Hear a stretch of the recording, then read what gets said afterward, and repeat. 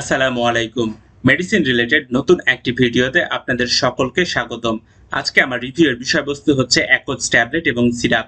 অ্যাকোজ tablet এবং syrup কেন খাবো, খাওয়ার নিয়ম, পার্শ্ব প্রতিক্রিয়া, সতর্কতা, দাম ইত্যাদি বিষয় সম্পর্কে সঠিক ও সহজভাবে তথ্য দেওয়ার চেষ্টা করব। বিভিন্ন ওয়েবসাইট থেকে অ্যাকোজ ট্যাবলেট এবং সিরাপ সম্পর্কে তথ্য সংগ্রহ করে আপনাদের সামনে উপস্থাপন করছি। ঔষধ সেবনের পূর্বে অবশ্যই একজন বিশেষজ্ঞ চিকিৎসকের পরামর্শ নেবেন অথবা ঔষধ নিজ দায়িত্বে সেবন করবেন।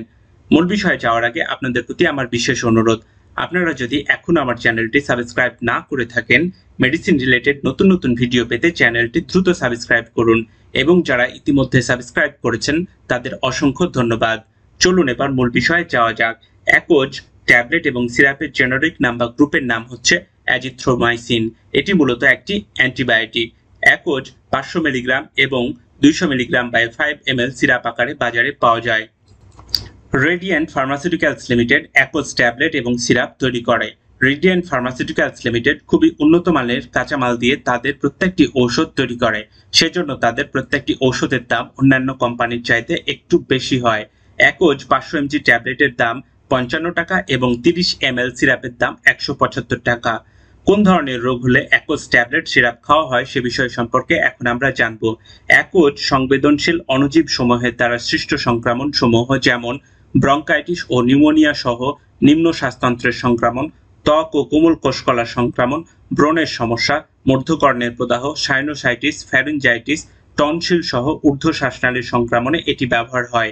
এছাড়াও অ্যাকোজ ট্যাবলেট সিরাপ জটিল অজটিল যৌনাঙ্গের সংক্রমণ, মূত্রনালীর সংক্রমণ এবং টাইফয়েড জ্বরেও এটি ব্যবহার হয়ে থাকে। অ্যাকোজ ট্যাবলেটের কিছু পার্শ্ব প্রতিক্রিয়া সম্পর্কে এখন আমরা জেনে নিব। অ্যাকোজ ট্যাবলেট এবং সিরাপের পার্শ্ব প্রতিক্রিয়া মাত্রা ও পরিধি খুবই কম। এটি একটি খুবই সুসহনীয় ঔষধ।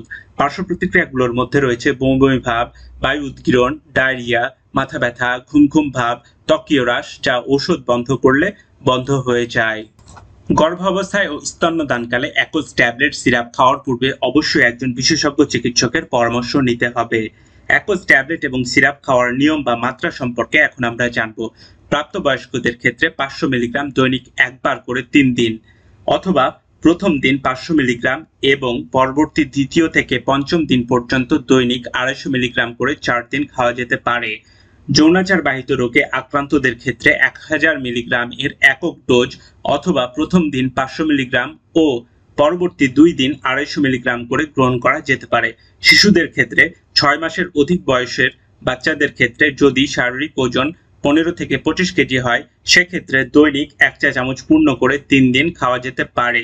যদি শারীরিক ওজন 26 থেকে 35 কেজি হয় সেক্ষেত্রে দৈনিক 1.5 চা চামচ পূর্ণ করে 3 দিন। যদি শারীরিক ওজন 36 থেকে 45 কেজি হয় সেক্ষেত্রে দৈনিক 2 চা চামচ পূর্ণ করে 3 দিন খাওয়া যেতে পারে। টাইফয়েড জ্বরের ক্ষেত্রে দৈনিক 500 মিলিগ্রাম বা 2.5 চা চামচ পূর্ণ করে 7 থেকে 10 দিন অথবা চিকিৎসকের পরামর্শ অনুযায়ী সেবন করা যেতে পারে। আজকের ভিডিও এ পর্যন্তই ছিল। ভিডিওটি ভালো লাগলে চ্যানেলটি সাবস্ক্রাইব করবেন, পাশাপাশি লাইক শেয়ার দিতে ভুলবেন না। সবার সুস্থতা কামনা করে এখানেই শেষ করছি। আসসালামু আলাইকুম।